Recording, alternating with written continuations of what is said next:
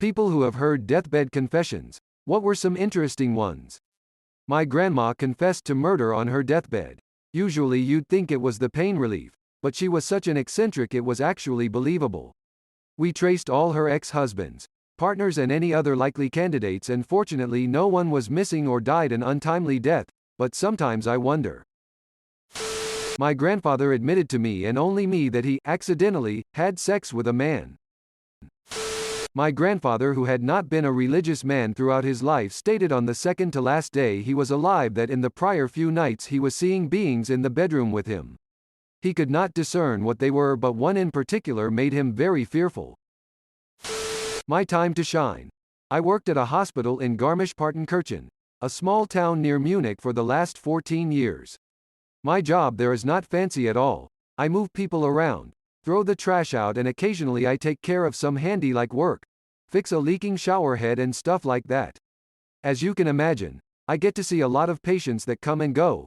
Some of them pass away, such as life, I guess. I remember a few instances of people confessing to me their biggest regrets. Here are some examples. An old Polish woman told me that she regretted not fucking Hitler when she had the chance, her words. I wanted to ask her about more context, but I was afraid to be honest. Another notable example was an old truck driver that used to work for an East Germany company. He told me that he once run over some kids with his truck and was too afraid to stop and check if they were okay. Once another Polish lady told me that she used to be a prostitute during Second World War and that she slept with very high-up people in the government. She told me that she did not regret that part of her life, but that she could not tell anyone, and that was a heavy emotional drag. She also told me that she aborted more than 5 babies during that time. When I was in hospital, the guy in the bed next to me just asked to stop taking his meds as he was ready to die. Last thing I heard him say was, "There's no one waiting for me at home, so I'm going where they are." Wasn't really a shocking confession, just a lonely and heartbreaking one. This isn't a confession, but I just wanted to share the last thing my grandfather said to me before he passed away due to lung cancer. I was about to go to Rome for a school trip and my family told me to go to set my mind on something else for a few days. Before I left, I wanted to say goodbye as it was possibly the last time I could talk to him. He told me, "Have fun, boy, I'll see you next week." I went to Rome and when I came back, he was already in a deep sleep due to medication. He wanted to peacefully pass away while sleeping. I came back the next week and he was sleeping when I went to visit him. I told him everything I did in Rome even though I knew he wouldn't wake up. The next morning he passed away. My grandmother said to me, "He waited for you, I still miss him so much." My grandfather had pretty terrible dementia and he kept making deathbed confessions as he knew he didn't have much time left. They were often about witnessing a murder and not telling anyone, but each time he confessed to us the details changed. It happened a couple of times a day over the course of his final week. We finally figured out that he would watch the local news and hear about these things happening, then would think he had actually witnessed them. I didn't see it, but my aunt watched her elderly mother fall down the stairs and confess just before she died that she wasn't her biological mother. She told my aunt that her oldest sister was actually her mother. The sister had gotten pregnant too young and the mom said it was hers. A common way of handling it back then. She revealed it in her very last breath. Not a deathbed confession, but the last conversation I had with my grandfather has always stuck with me. He had Parkinson's, and lived on a farm outside of town.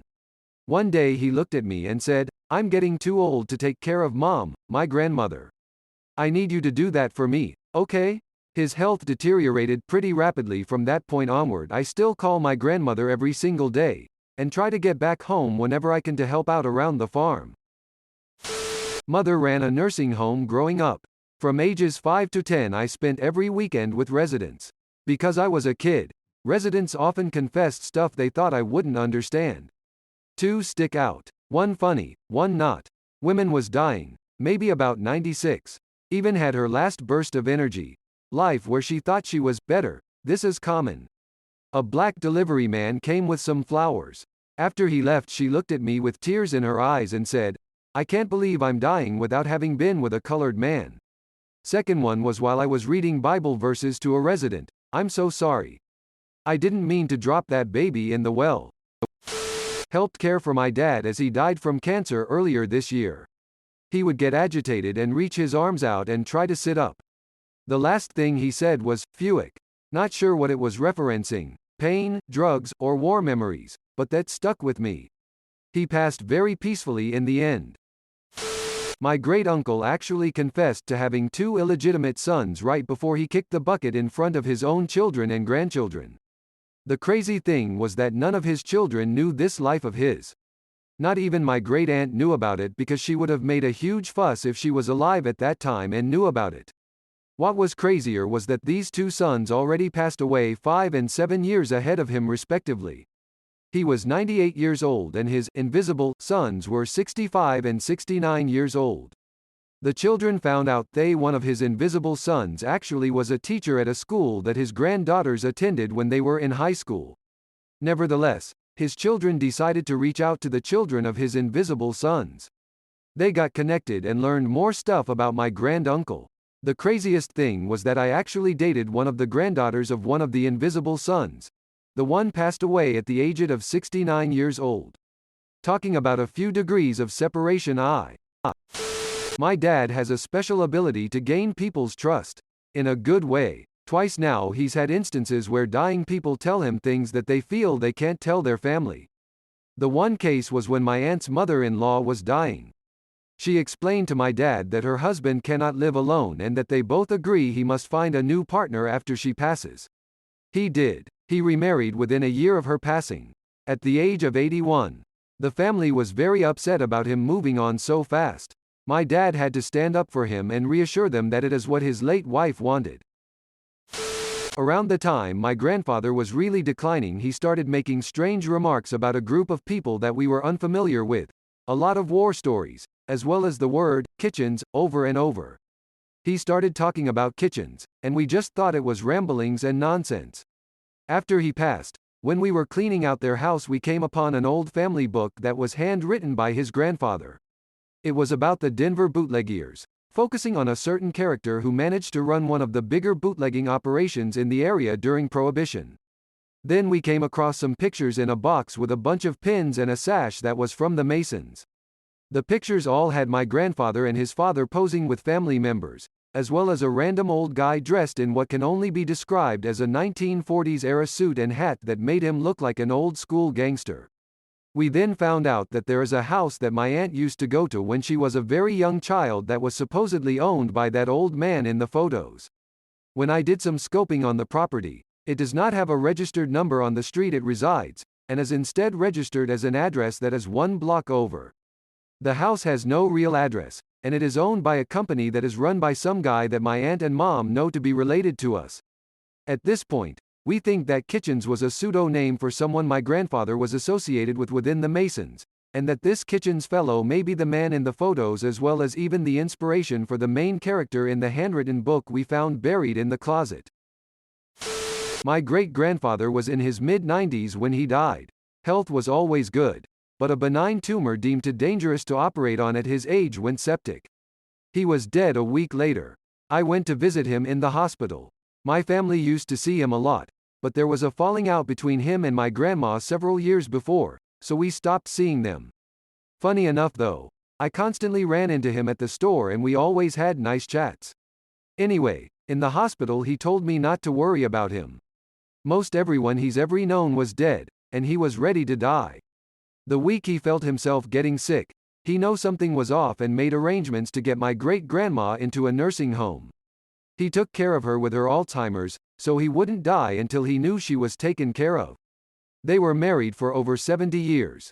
My favorite story is that every Sunday for over 50 years, he would drop my great-grandma off at church, and then sat in the car and waited for her. Hated religion, but loved his wife lol. I wasn't there to witness her confession, but the story leading up to it is intriguing. My mom was adopted, and my grandparents never kept it a secret. They loved my mom like their own. When she was growing up, she tried to find out as much as she could about her and her adopted brother's birth parents. Back in those days though, info like that wasn't exactly the easiest to find. My mom and uncle were brought to the orphanage with little to info on each of their biological parents, or was elsewise requested to be kept secret. Eventually, My mom found enough info from notes she had gathered, like which families might have been most likely to be related to her, some property info one can find at the library, and she just sort of pieced this puzzle together over her life. At a certain point, she was able to get the names of her mother and her brother's mother. She was able to find out she was part of a big family, with lots of brothers and sisters. But, for my uncle, he found out that his mother had died not long after placing him for adoption. By the time she had gathered all of this info and found this much out, my mom was married, had my older sister and was pregnant with me. I can't remember exactly what it was she found that led to it, or if she heard something from someone, but she got a phone number. That phone number went to the house of her biological mother. She called, and the voice of a young boy answered. My mom asked for the name she knew and she hears. Yeah, 1 second.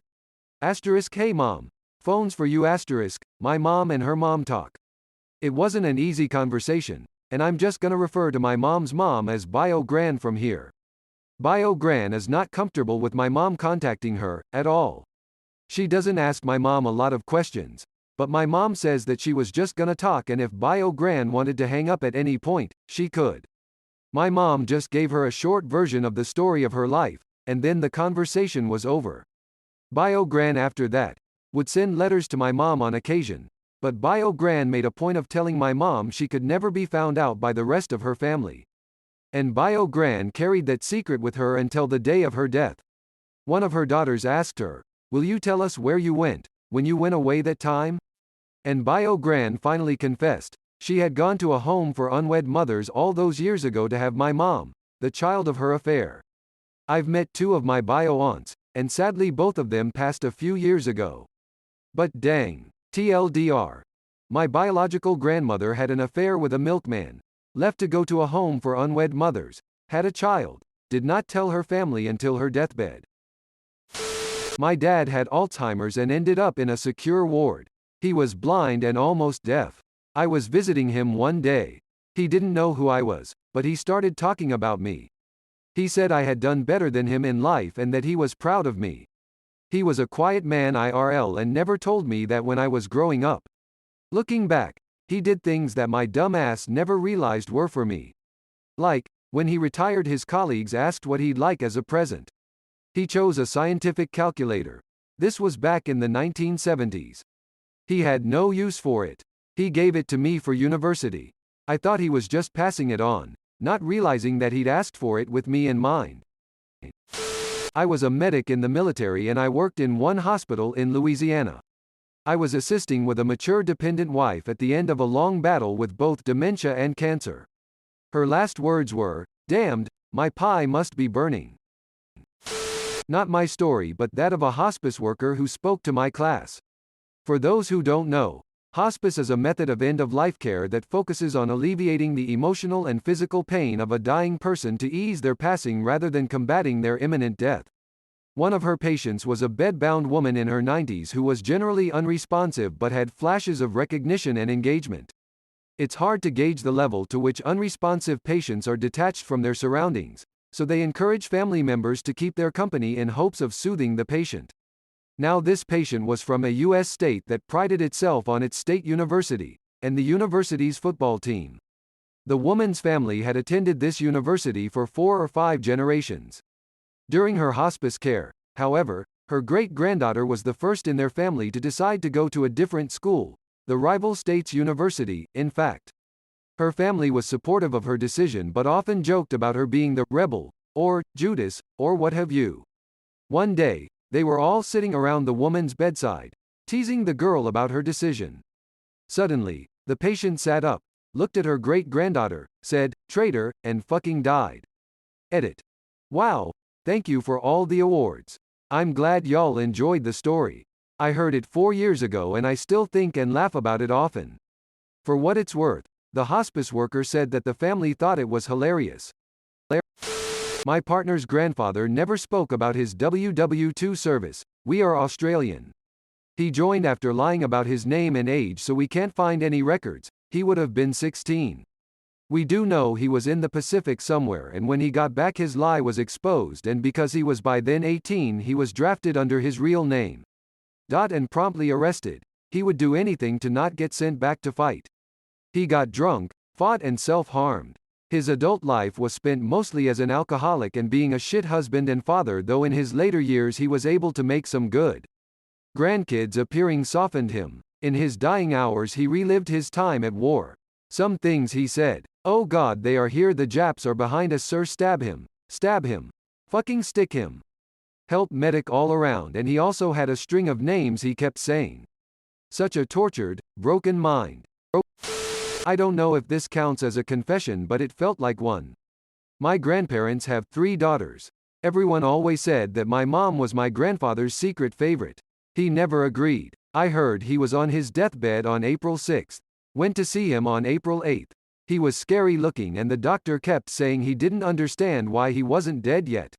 April 9, everyone but my mom had the chance to come and say goodbye. She doesn't drive and my dad works 10 hours away. My grandpa kept saying her name, well, saying. He couldn't eat or drink, so it was more like a whisper. My mom came by on the 10th. He looked at her, smiled, whispered, "My Amy." He closed his eyes and never opened them again. I have an amazing one. My great-grandmother lived a very long and interesting life. She was in her 20s in the Great Depression. She had a wild streak from those days that we don't know much about, to the point that we actually don't know our great-grandfather's name. Just the husband she took later. Over the course of her nearly 100-year life, she had collected owls. Literally thousands of owl figurines. She had clocks, wall hangings, potholders, lamps, stained glass art, salt shakers, and more little figurines than you could imagine, all depicting owls. We all wondered the importance of the owls. She never talked about them, we just all knew she loved owls. Well, when she was nearing death, at the age of 98 or 99, and the doc said she had days, my grandparents went and talked to her and they asked her if she had anything she wanted to share or ask before she goes. She thought for a moment, then said, "I never understood the owls." It turns out, she didn't really give a shit about owls. Near as we could piece together, sometime in the 40s or 50s perhaps, she bought either a trivet or a set of salt, pepper shakers that were owls. Then someone got her the other. Those were the oldest owls anyone could remember. But from there, someone got her an owl to match, probably a potholder or placemat. And all of a sudden her kitchen was owl-themed. From there, it snowballed. The owls flowed like wine, baffling her for 60 years, eventually taking over as the bulk of her personal belongings. The moral is, if you're not actually into something, mention it early. Not a deathbed confession exactly. I was a hospice volunteer and worked with a man with a brain tumor. He was in pretty shape except for that. He was going nuts in the nursing home and one day I took him for a ride around town. He had grown up there. Seemed like every other block he would point at an old building and say, "Used to be a whorehouse there. Empty lot. Used to be a building there and it had a pretty good whorehouse there. There was a whore there until it burned down." We passed by this old odd-looking apartment building that had more doors than it should have and it appeared some of them were sealed up. He said, "That used to be a crib and each door had a small room behind it and each whore had her own room." We passed under a railroad bridge and he pointed a flat area and, "There used to be black woman that ran the best whorehouse in the state right there." I finally laughed and said, "Guess I know what you spent your youth doing." Thanks for watching. See you later.